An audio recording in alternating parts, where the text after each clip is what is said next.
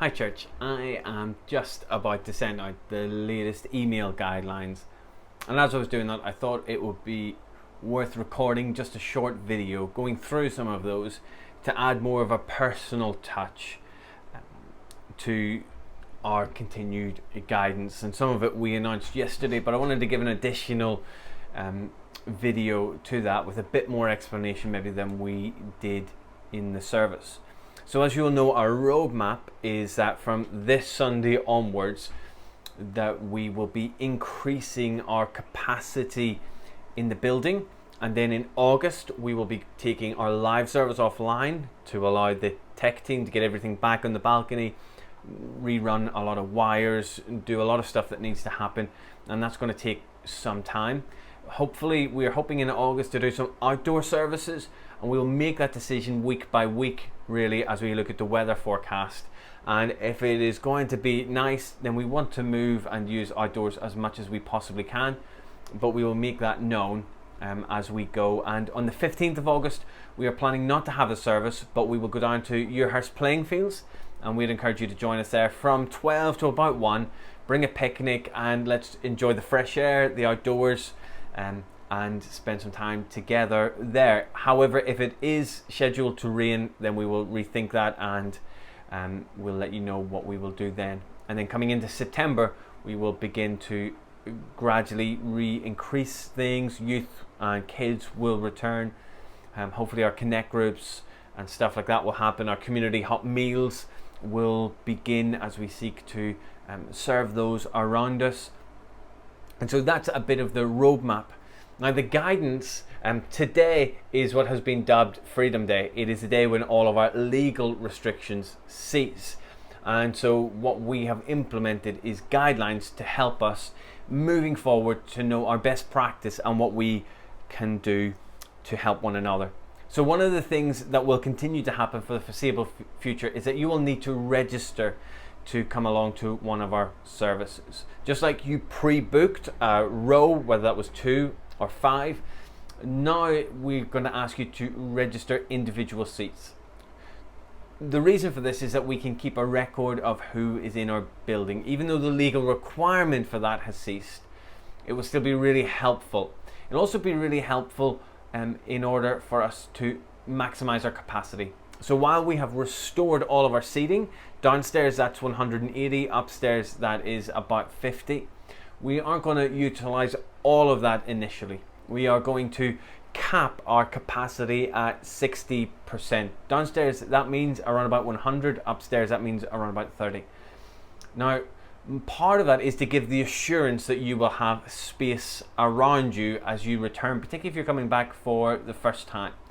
So in our thinking, we've always seen August as a down month. So that's when our attendance roughly halves. There's a lot more space in the building. People aren't around because they're on holidays. But to give the added assurance that that will be the case and that you will have space, we are capping our capacity at 60%. So that means in total we will have at a maximum 130 people in the building. Now let me give you some figures. So this is our figures for June.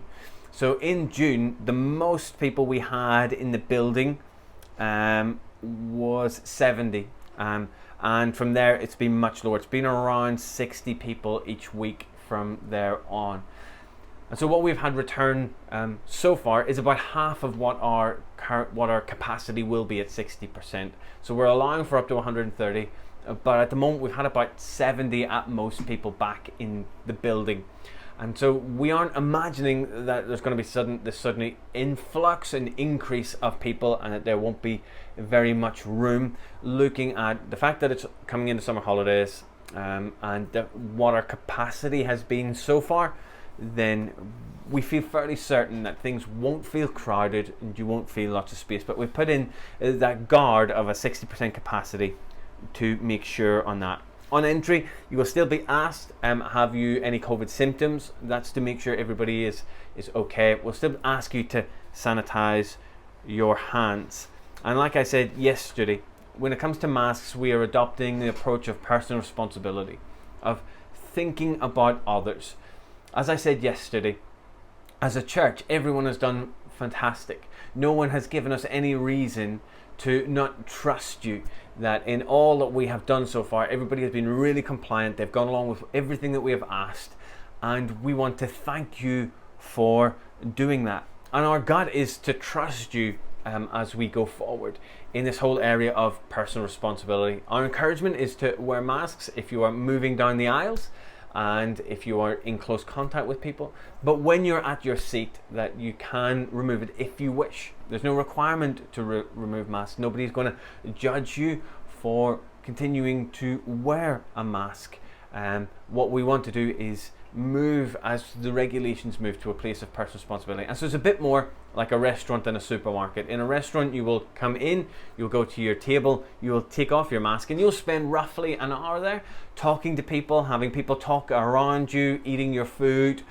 And from what I can see, most people are quite comfortable with that.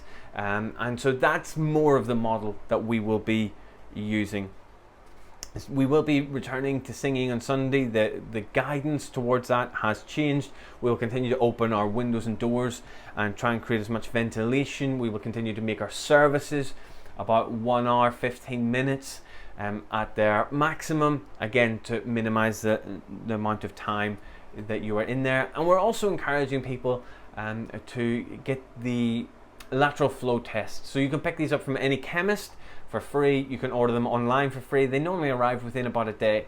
And just like if you're in school like Sophie is, they are testing twice a week. I'm doing tests a couple of times a week, and we would just encourage you on a Sunday morning, do a quick lateral flow test. I know it adds 30 minutes into your morning, but if you get up and you do that straight away, then you know that when you come to the building, you have tested negative and you are confident in that, and that will give other people confidence as well. We will be continuing with our cleaning regimes as they have been, so we're using the same recommended cleaning products that we have been using, and that will be cleaned down after each service.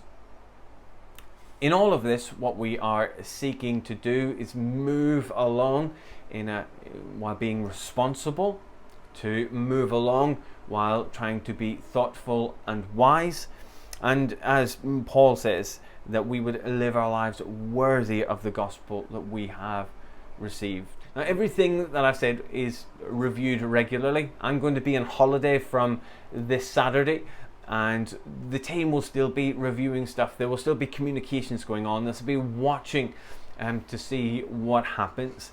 And so reviews and that sort of stuff will continue to happen.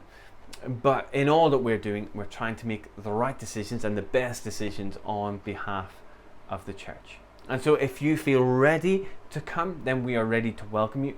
But we also understand if some people need to isolate a bit more, those who have been shielding over the past 17 months and aren't ready, we are still aware of that. And so we will still be having, while we won't have a live service in August, we will still be having some worship playlists that will go live each Sunday, and I'm recording some messages from the Psalms which will lead into communion, so that you can still join in worship, still join in these messages, still share communion, and hopefully still engage with one another on the chat that will go alongside those videos. So that's a bit of an update to go alongside this email that's going out, to try and add a bit more of a personal touch to that. So continue to pray for us as we continue to pray for you, and God bless you.